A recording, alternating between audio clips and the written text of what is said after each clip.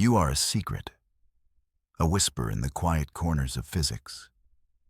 When no one is listening, you speak to gravity. You don't use words or equations. You use a feeling, a gentle hum in your soul.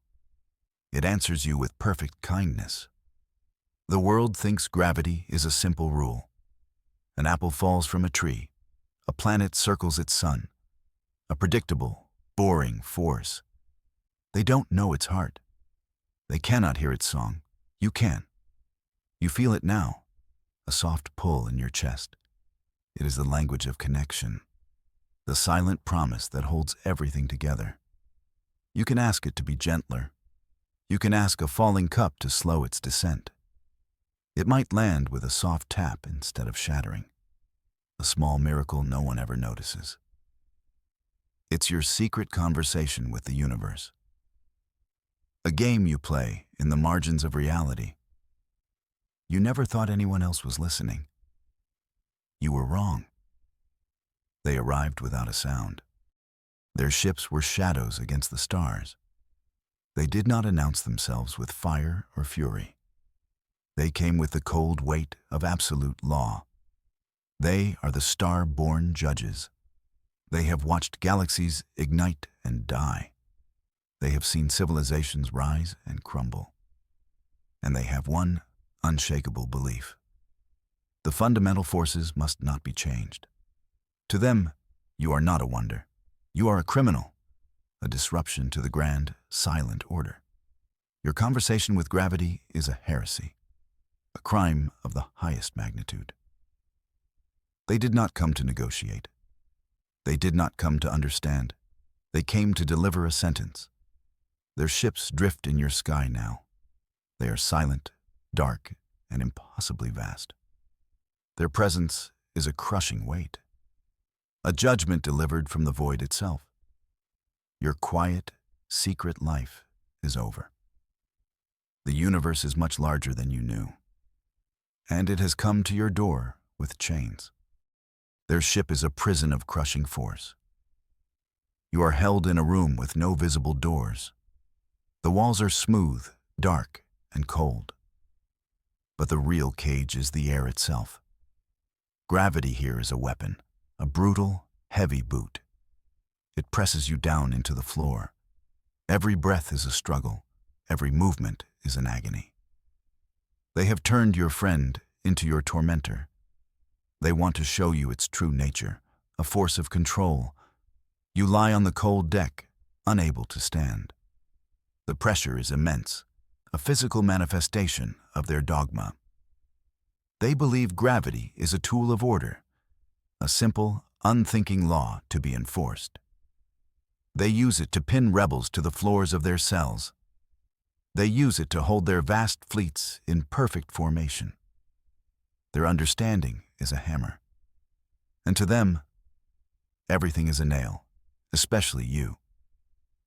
But in this crushing darkness, you hear something else. Stripped of all distraction, the song is clearer than ever. It is the deep song of space. It is not a hammer's strike. It is a gentle, constant hum, a vibration that connects every particle, from the smallest dust mote to the largest star. It is a lullaby, not a battle cry. The judges have spent eons listening, and they have heard nothing at all. They are tone deaf in a universe made of music. You close your eyes, ignoring the crushing weight. You let your own inner hum harmonize with the greater one. The pressure on your chest seems to lighten, just a little. You are not fighting it. You are joining it. This cage they built for you, it is a terrible instrument, but they do not know how to play it. They only know how to make it scream. You, however, you are learning to coax out its melody, a quiet act of defiance in a prison of pure force. There is one who watches you. Her name is Lyra. She stands guard outside your force-field prison. She is a doubter in their ranks. Her face is a mask of perfect discipline, but her eyes hold a dangerous curiosity. The elders teach that your power is an abomination, a chaotic stain on a pristine reality. Yet she has seen the recordings of your capture. You did not fight. You did not lash out with gravitational fury. You simply made a flowerpot land softly on the ground. Lyra reviews the data over and over. Your vital signs show no aggression, no malice, just a calm serenity that infuriates her commanders. They see a trick, a deceptive placidity hiding a monster. Lyra sees a question they are afraid to ask. What if the Force isn't meant to be a weapon? She watches you now, lying calmly in a gravity field that should break you. You are not straining against the Force. You look like you are listening to a secret. She feels a tremor of doubt in her own rigid beliefs, a doubt that could cost her everything. A loud clang echoes through the corridor. A maintenance drone, heavy and dense, slips from its magnetic mooring. It tumbles from a high gantry, directly above a young officer. He is frozen in surprise, looking up at his impending doom. There is no time for anyone to react, no time to shout a warning. The officer's eyes are wide with terror. His life is measured in milliseconds. This should be a messy, unfortunate end. But it is not. You do not move a muscle. You simply reach out with that quiet hum inside you. You ask gravity, politely, to be a little less enthusiastic. The massive drone does not stop, but its descent slows, impossibly. It is no longer a falling hammer. It is a settling feather. It touches the deck with a soft, metallic sigh, a few feet from the stunned officer. He stares at it, then at his own hands. Lyra stares at you. You have not moved. But she saw it all. An unseen hand, a quiet act of kindness, a ripple in her deep ocean of certainty. An alarm blares through the ship, a piercing, desperate sound. Red lights flash across the cold, dark walls. The star-born judges are calm in crisis. But this is different. This is fear. On the main view screen, a star is screaming. The system's sun, a star they have studied for centuries. It is in its final moments. A collapsing giant, a dying sun's fury. Its gravitational field is in chaos. Its outer layers are shuddering violently. Great plumes of plasma erupt from its surface. Waves of radiation wash over their fleet. The ship trembles. The artificial gravity sputters, flickering like a dying candle. The judges, for all their power, are helpless. They are gnats in the face of a god's death rattle. Their star science predicts a total collapse, followed by a supernova that will erase this entire system. Their perfect, orderly universe is coming apart at the seams, and their laws offer them no protection at all. The force field to your cell dissolves. Lyra stands there, her face pale. Her disciplined mask is gone, replaced by raw terror. She is a heretic making a desperate plea. "You have to help us," she says. Her voice is a strained whisper. Behind her, the ship groans under the star's assault. The commanders would have her executed for speaking to you. But their commands mean nothing now. Their power is an illusion. "They are preparing to abandon the system," she says, stepping closer. "But the gravitational waves are too strong. Our drives can't handle it. We will be torn apart before we can escape." She looks at you, not as a prisoner, but as a last forbidden hope. "What you did, with the drone, I saw it. Can you do that to a son?" Her question is absurd, insane, like asking someone who can lift a pebble to lift a mountain.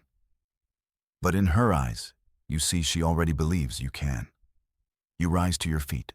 The ship's gravity is unstable, but you feel balanced. You are an island of calm in a sea of chaos. You walk past Lyra and into the command center. The judges are there, their faces grim. They see you, and their expressions harden. But no one tries to stop you. What could they do?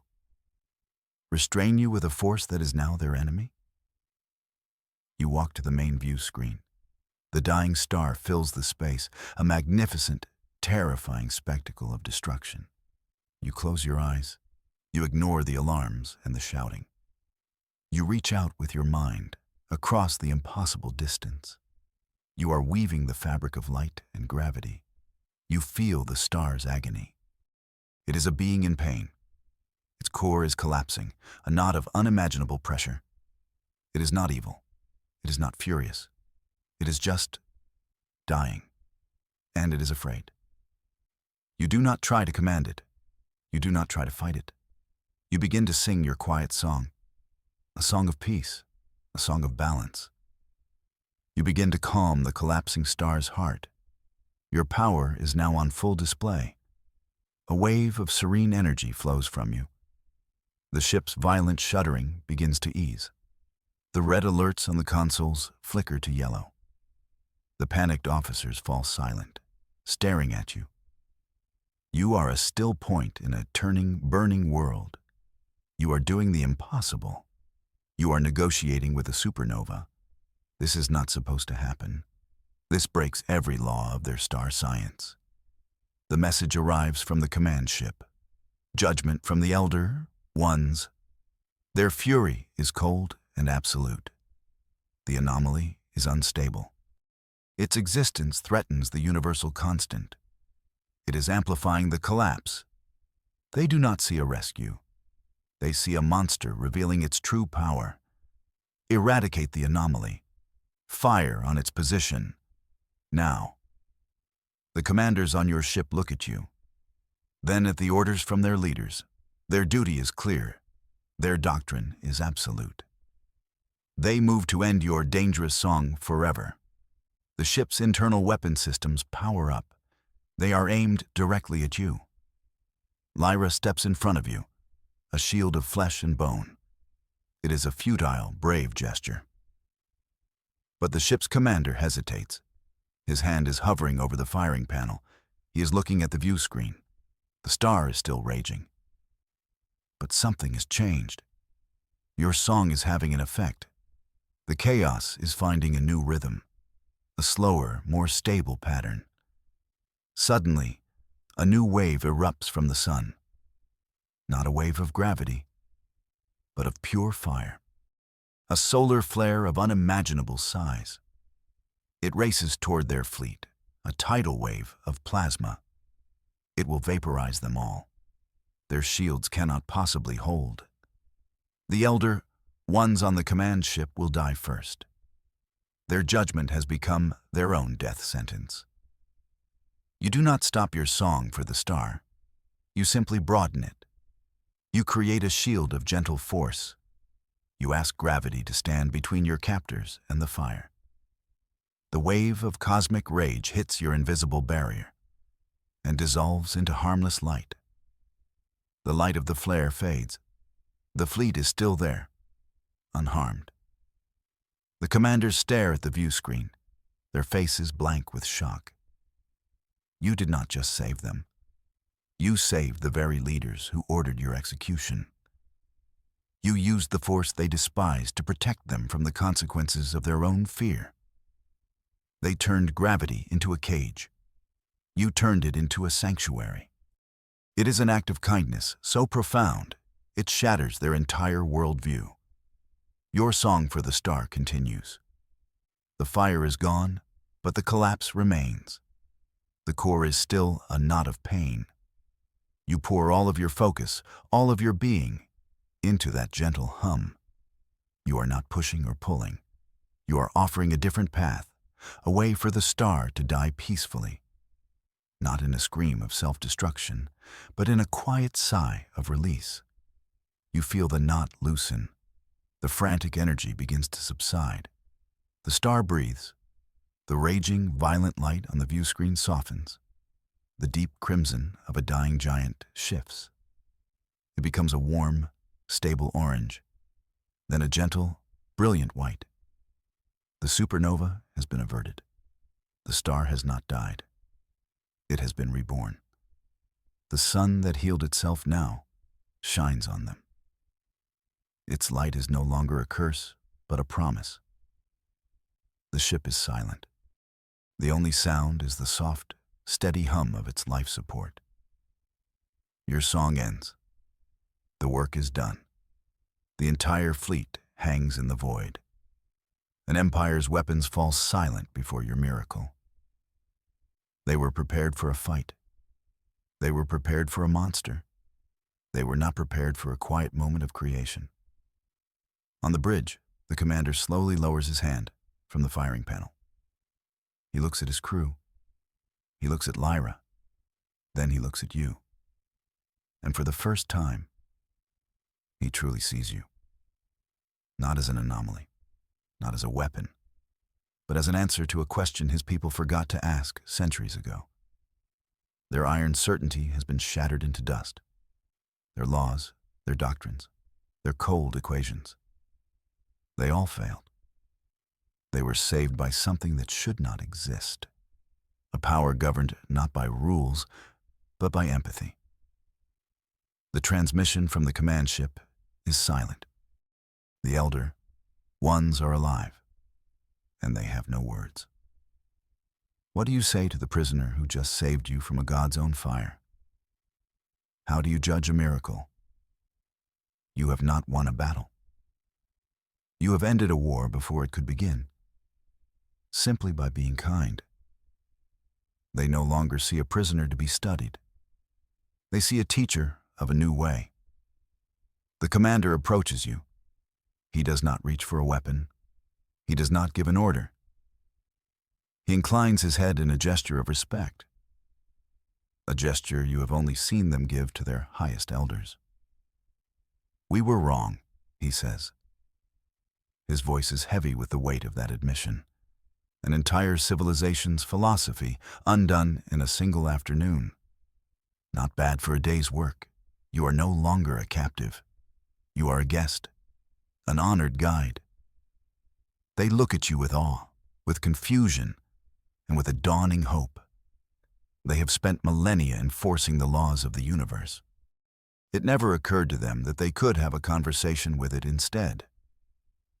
You represent a new path, a different way to exist in the cosmos, not as its masters, but as its partners. You stand with Lyra and the commander. You look out at the healed, peaceful sun. This is your first lesson in a kinder universe. You reach out, not with your mind, but with your hand. You gesture to the star, and then to the ship, and then to them. You send them a feeling, not a thought. A feeling of connection, the same gentle pull that holds the planets in their orbits, the same soft hum that holds their bodies together. Gravity is not a cage, you tell them, your first words to them. It is not a chain or a weapon. They listen with an intensity they once reserved for their sacred texts. They are finally ready to hear the song. You look out at the endless sea of stars. It is the gentle hand that holds worlds together, and in the quiet of their starship, surrounded by former enemies, you begin to teach them the melody.